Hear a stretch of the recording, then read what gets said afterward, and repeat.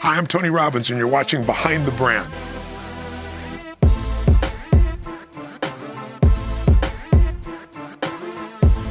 Hi, I'm Brian Elliott. Welcome to another edition of Behind the Brand.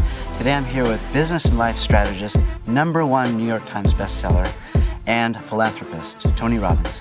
Tony, welcome to the show. Thanks, Brian. What mistakes have you made?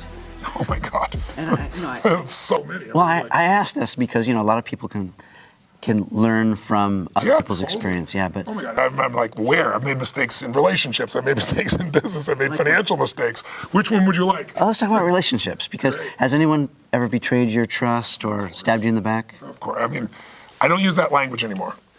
Someone says, stab me in the back, or show me the scars. Right? What'd they really do? Well, they stole some money from me, or most times they told somebody something I told them not to tell them, and they stabbed you in the back.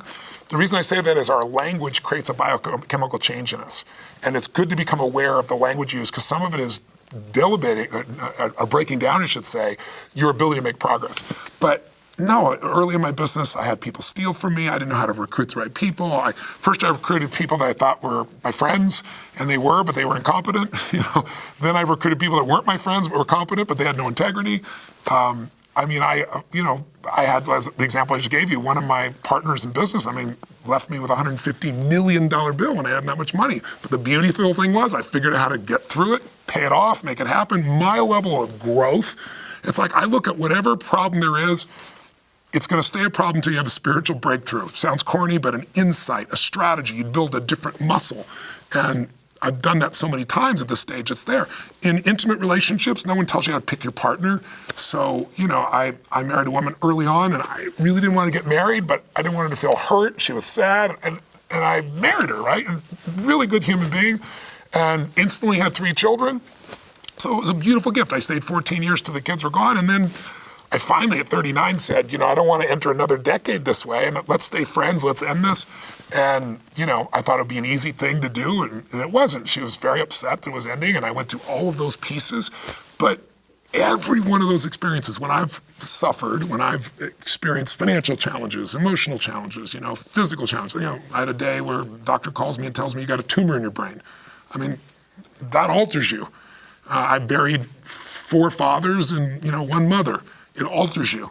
But through all of that, you develop a clarity about what's really most important in your life.